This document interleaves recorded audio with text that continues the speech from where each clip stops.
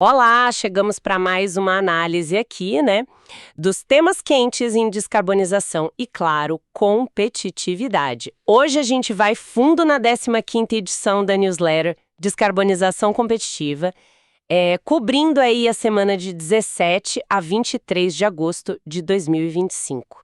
A nossa ideia aqui e além das manchetes, né? Buscar os contrastes, as recomendações que ficam ali nas entrelinhas e ver como é que esses avanços e desafios que a newsletter traz se conectam. Como essa corrida pela descarbonização está mexendo com as estratégias, com os mercados. Olha, nesta edição tem de tudo um pouco. Desde ganhos de eficiência bem grandes em inteligência artificial, até uns dilemas bem práticos, tipo troca de bateria em carro elétrico. Vamos falar de SAF, o combustível sustentável de aviação, de hidrogênio, da bioeconomia e dos preparativos para a COP30 lá na Amazônia, e como tudo isso amarra com investimento, com política pública, enfim. Ok, vamos começar a desembrulhar isso. Um dos pontos que, saltou aos olhos foi a notícia do Google. Uma redução de 97%, é isso mesmo, 97% no gasto de energia por pergunta feita à IA deles. Parece, quase bom demais para ser verdade, né? Considerando o quanto a gente ouve falar do consumo dos data centers. É um número realmente impactante. E, olha, vai muito além só do Google, né? Isso mostra uma pressão, crescente por eficiência energética bem no coração da tecnologia digital. Se a IA é o futuro, ela não pode ir consumindo o planeta no processo, né? Isso vira um fator de competitividade brutal. A questão agora essa otimização aí, ela é replicável? Será que outros vão conseguir chegar nisso? E como isso pode, redefinir os custos de serviço em nuvem, de IA, num futuro próximo? As implicações são enormes, sim. É verdade. E saindo um pouco do digital, vamos para a mobilidade elétrica. A China continua investindo pesado, né? Agora com essas estações de troca de bateria para veículo elétrico, prometem a troca em 3 minutos. A conveniência parece ser o foco para acelerar a adoção. Sim, a promessa é essa, conveniência máxima. Quase como abastecer um carro a gasolina. Mas a análise da newsletter recomenda um pouco de cautela com essa euforia toda. Essa ideia não é exatamente nova, sabe? Já teve tentativas antes que não deram muito certo, inclusive com nomes grandes do setor testando isso. Os desafios práticos são, imensos. Primeiro, como padronizar bateria entre montadoras diferentes? É um nó. E a durabilidade dos conectores, com esse uso intenso de tira e põe, será que aguenta? E tem a questão crucial da posse da bateria, né? O motorista vai aceitar numa boa entregar uma bateria novinha e talvez pegar uma mais usada? Isso gera uma incerteza danada. Pode até afetar o valor de revenda do carro. É um contraste interessante, né? Entre a promessa da tecnologia e a complicação da vida real. Faz todo sentido. E para os veículos pesados? Onde a eletrificação total ainda está, engatinhando, surgiu a alternativa da MAHLE, um motor que é híbrido diesel-hidrogênio. Basicamente, injeta hidrogênio junto com o diesel para queimar de forma mais limpa. É isso. Exato. Essa tecnologia que chamam de dual fuel é vista como uma ponte, sabe?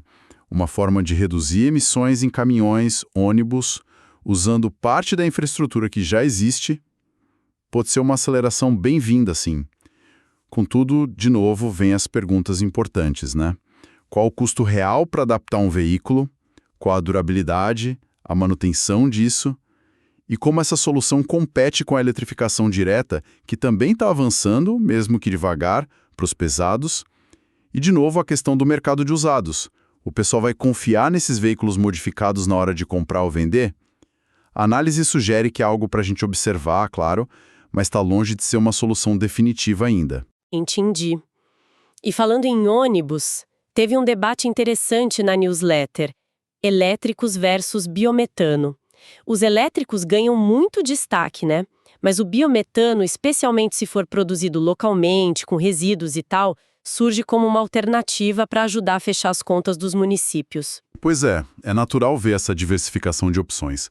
Mostra que a gente está numa fase de experimentação, de amadurecimento das soluções, né? O biometano tem essa vantagem de poder usar resíduo local, o que é ótimo. Mas ele também tem desafios de infraestrutura, como a rede para distribuir o gás.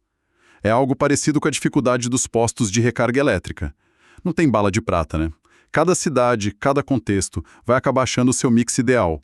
E a análise até sugere que essa flexibilidade é positiva. Agora, hidrogênio verde.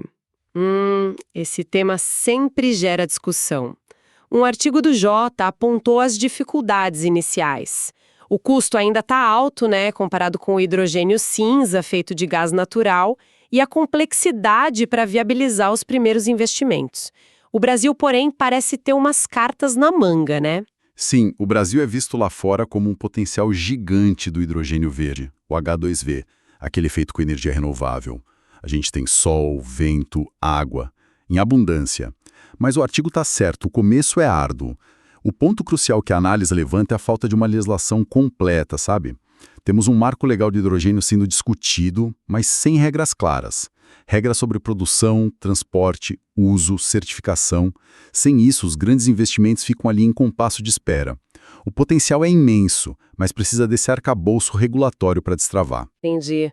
E um exemplo dessa busca por um mix de soluções vem lá de Goiás. O projeto do BRT metropolitano deles vai usar ônibus elétricos, a biometano, a GNV e até diesel Euro 6, que polui menos. Uma abordagem bem pragmática, né? Sim, essa diversificação reduz riscos, né? Aumenta a flexibilidade na operação, pode até ser um modelo interessante para outras cidades. Mas a análise da newsletter lembra de um ponto fundamental que às vezes a gente esquece na discussão da tecnologia. O maior gargalo do transporte público no Brasil hoje não é necessariamente o tipo de combustível, é o financiamento, o subsídio. A crise de financiamento é tão séria que, olha só, metade das cidades brasileiras nem tem transporte público organizado. A tecnologia ajuda, claro, mas não resolve essa questão estrutural de como pagar a conta do serviço, sabe? Nossa, é um ponto crítico mesmo. Voando um pouco mais alto agora, tivemos a notícia da startup Revo. Eles planejam ser os primeiros a oferecer voos comerciais com eVTOLs aqui no Brasil. São os tais carros voadores, né? Prometendo mobilidade aérea urbana sustentável. É a junção de várias tendências aí. Mobilidade urbana, aviação, sustentabilidade, tecnologia de ponta. É fascinante, sem dúvida. Mas o caminho é longo, né? Tem a certificação rigorosa da ANAC, tem a aceitação do público, tem que integrar isso de forma segura no espaço aéreo urbano. E a análise levanta uma questão muito pertinente. Qual o real benefício de descarbonização disso? Depende muito do que o eVTOL vai substituir, né? Se for um helicóptero movido a querosene, ótimo. Agora, se for uma viagem que poderia ser feita de metrô, talvez o balanço não seja tão positivo assim. A gente precisa olhar o ciclo de vida completo. A fabricação dessas aeronaves, das baterias, consome muita energia, muitos recursos. A promessa é compensar isso com a operação limpa depois, mas essa conta tem que ser muito bem feita. Com certeza.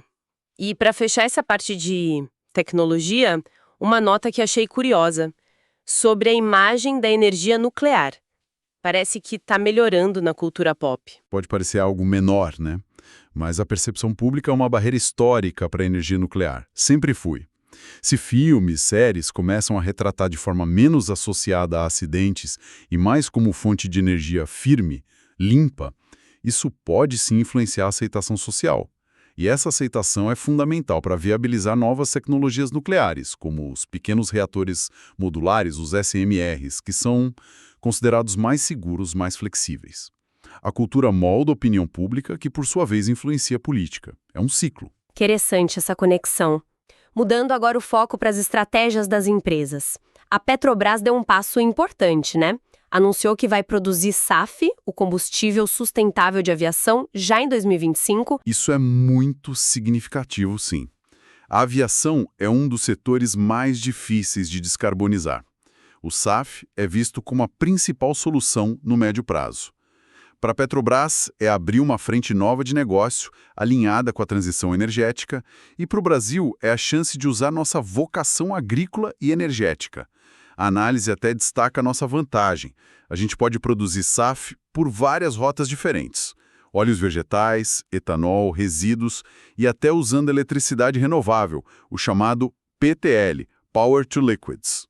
O desafio agora é conseguir escalar essa produção com um custo que seja competitivo, né, e garantir as certificações internacionais.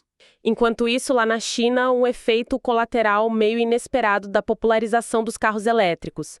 Eles estão ficando muito largos, dificultando manobra, o uso da infraestrutura que já existe. Diz que tem gente até repensando a compra por causa disso. É um lembrete interessante de que a adoção de tecnologia não é só sobre a fonte de energia, né? Usabilidade, design, integração com o ambiente urbano, tudo isso é crucial. Se o carro elétrico não for prático no dia a dia, ele perde competitividade. Isso mostra bem como a transição para o mainstream, para a massa, revela desafios que não eram tão óbvios quando era só um nicho, sabe? Pode forçar mudanças no design dos carros ou até na adaptação das cidades. Faz sentido. Outra estratégia que gerou debate: geradoras de energia renovável aqui no Brasil, estudando usar o excedente de energia para minerar Bitcoin, para evitar ter que parar a geração quando a demanda está baixa. Olha, é uma solução engenhosa para um problema real das renováveis e intermitentes, né? O que fazer com a energia quando não tem para quem vender naquele momento?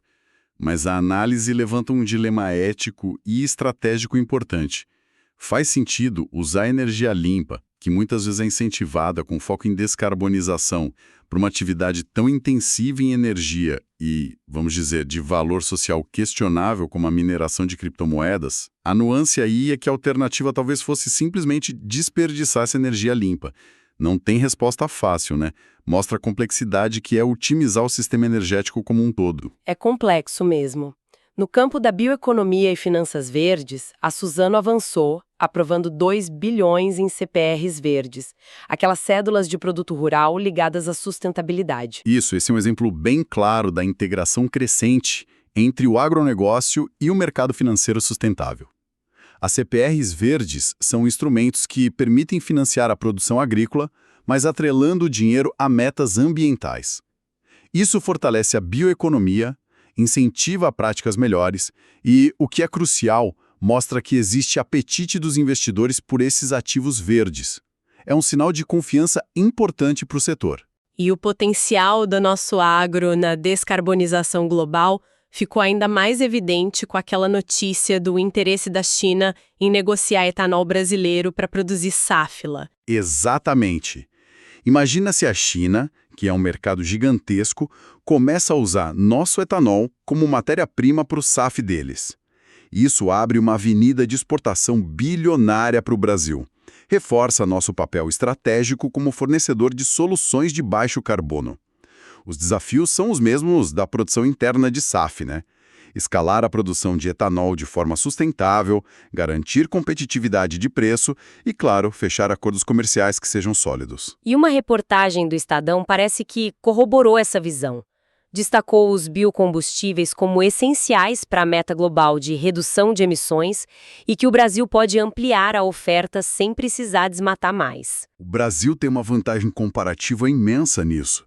Tecnologia de ponta em etanol de cana, biodiesel já consolidado, potencial em etanol de segunda geração, biometano.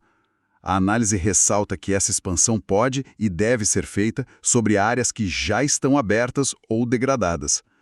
O ponto-chave aqui a gente precisa manter a credibilidade ambiental e ter regras de mercado claras, estáveis, para que esse potencial todo se concretize e o Brasil seja visto como um parceiro confiável na transição energética global. Senão não adianta. Entrando agora nos temas de legislação e política, a proximidade da COP30 em Belém está esquentando o debate sobre a Amazônia, né? Especialistas alertando que o modelo atual de desenvolvimento não está funcionando. Nem para preservar, nem para incluir as pessoas. É um diagnóstico duro, mas necessário. A Amazônia não pode ser só um pulmão do mundo, intocado, nem só uma fronteira de exploração sem regra nenhuma. Precisa de um novo modelo, baseado na bioeconomia, usar de forma inteligente e sustentável a biodiversidade, valorizar o conhecimento tradicional, integrar as comunidades locais de forma justa nas cadeias produtivas. Sem isso e sem financiamento robusto e bem aplicado, a pressão sobre a floresta só vai aumentar. E aí dificulta as metas climáticas do Brasil e do mundo. A COP30 é a chance de discutir isso a fundo. E o financiamento climático foi, claro, um ponto central nas discussões preparatórias da COP, né? Como mobilizar os recursos para adaptação, para preservação, para esse novo modelo de desenvolvimento que você falou. Dinheiro é sempre um tema crítico nas COPs. Em Belém, vai ser ainda mais. O Brasil, como anfitrião e guardião de uma parte enorme da Amazônia, vai ter que mostrar liderança e capacidade de gerir esses recursos de forma transparente. Mas a análise traz um alerta importante. Não adianta só ficar discutindo quanto dinheiro está disponível se não tiver projeto bom para receber o dinheiro. Se não houver alinhamento político entre os países, capacidade de execução, o desafio é conectar o financiamento com soluções que sejam concretas e viáveis. Dinheiro sozinho, sem projeto e sem governança não resolve nada. Olhando para a política climática aqui dentro, o plano brasileiro deve exigir mais dos produtores rurais, né? Com metas de sustentabilidade mais fortes. O agro brasileiro é peça-chave para a gente cumprir nossas metas, principalmente pela questão do uso da terra, desmatamento, não tem como fugir disso. Metas mais ambiciosas são inevitáveis. A recomendação que fica implícita na análise é que essa cobrança tem que vir junto com apoio, informação clara, assistência técnica, crédito facilitado, sistemas simples para medir e comprovar as práticas sustentáveis. Sem essa parceria, o risco é gerar resistência no setor e acabar prejudicando a imagem internacional do nosso agronegócio. Outro alerta importante que apareceu foi sobre as nossas cidades. A maioria está despreparada para eventos climáticos extremos, chuva intensa, onda de calor. E a chamada agenda de adaptação, tão importante quanto reduzir emissões, que a mitigação é preparar nossas cidades, nossas comunidades, para os impactos que já estão acontecendo e vão se intensificar. Isso significa investir em infraestrutura resiliente, drenagem, contenção de encosta, planejamento urbano que leva em conta o clima futuro, sistemas de alerta, resposta a desastres. Ignorar a adaptação é aceitar prejuízos sociais e econômicos cada vez maiores. Não tem escolha. E a conexão entre clima e saúde ficou bem explícita com a notícia do avanço da chikungunya, né? Ligada à expansão do mosquito transmissor por causa do aquecimento. Pois é, esse elo clima-saúde está cada vez mais evidente. Dengue, zika, malária, problemas respiratórios que pioram com poluição e calor, tudo isso é influenciado pelas mudanças climáticas. Investir em mitigação e adaptação é também uma questão de saúde pública, para proteger a população e evitar custos crescentes para o sistema de saúde e para a economia como um todo. E um último ponto que expõe uma vulnerabilidade nossa, o recorde de importação de fertilizantes pelo Brasil em julho. Olha, para uma potência agrícola como o Brasil, depender tanto assim de fertilizante importado é um risco estratégico enorme. A gente fica vulnerável a preço internacional, a conflito geopolítico lá fora, a logística global. Além disso, a produção e o transporte desses fertilizantes têm a sua própria pegada de carbono. A análise aponta a urgência da gente investir na produção nacional, e principalmente em alternativas mais sustentáveis, como os bioinsumos, fertilizantes biológicos, remineralizadores, coisas que podem reduzir essa dependência e o impacto ambiental da nossa agricultura. Chegando nos últimos tópicos sobre fomento e incentivos. O BNDES liberou quase 700 milhões de reais para melhorar rodovias lá no Mato Grosso do Sul.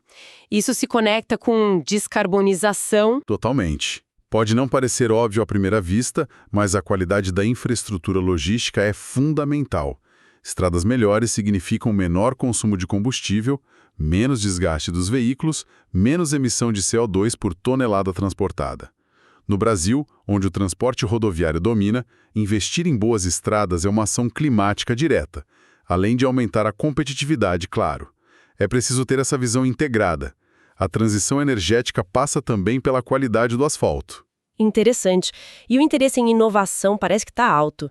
O FIP de Transição Energética, aquele fundo de investimento gerido por BNDES, Petrobras e Finep, recebeu 32 propostas de projetos. É um ótimo sinal. Mostra que tem empresa, tem ideia buscando capital para acelerar a descarbonização no Brasil. O ponto-chave agora, como a análise sugere, é a qualidade da seleção desses projetos. É crucial direcionar esses recursos para projetos que tenham real potencial de escala, que tragam inovações significativas e que tenham métricas claras para a gente poder medir o impacto na redução de emissões. Investir bem para multiplicar os resultados, né? Finalmente, captura e armazenamento de carbono, o CCS. Um estudo indicou avanços no Brasil. Essa tecnologia, para quem não lembra, é capturar o CO2 de grandes fontes, tipo indústrias, e injetar lá no fundo da Terra, informações geológicas. O CCS está ganhando força no mundo todo como uma ferramenta complementar, sabe? Especialmente para setores onde zerar as emissões é muito difícil ou muito caro. Pensa em cimento, aço. Não é a solução para tudo, de jeito nenhum, mas pode ser parte do pacote. Os desafios ainda são o custo, que é alto, e a falta de uma regulação específica aqui no Brasil para dar segurança jurídica para os projetos. A análise menciona que o Brasil tem um potencial geológico interessante para isso, inclusive para combinar CCS com biomassa, o tal do bio-CCS, que poderia até resultar em emissões negativas. É uma área para a gente ficar de olho, sim. Ufa! Percorremos um caminho longo aqui nessa análise da 15ª edição da newsletter. Vimos desde a eficiência da IA e os desafios da mobilidade elétrica, passando pelo potencial dos nossos biocombustíveis, do hidrogênio, as estratégias das empresas, os dilemas da Amazônia, da política climática, a urgência da adaptação nas cidades, até os investimentos em infraestrutura e tecnologias como a captura de carbono. É muita coisa acontecendo ao mesmo tempo. Exato. E a grande mensagem que fica é essa interconexão de tudo isso. A descarbonização competitiva não acontece em caixinhas separadas.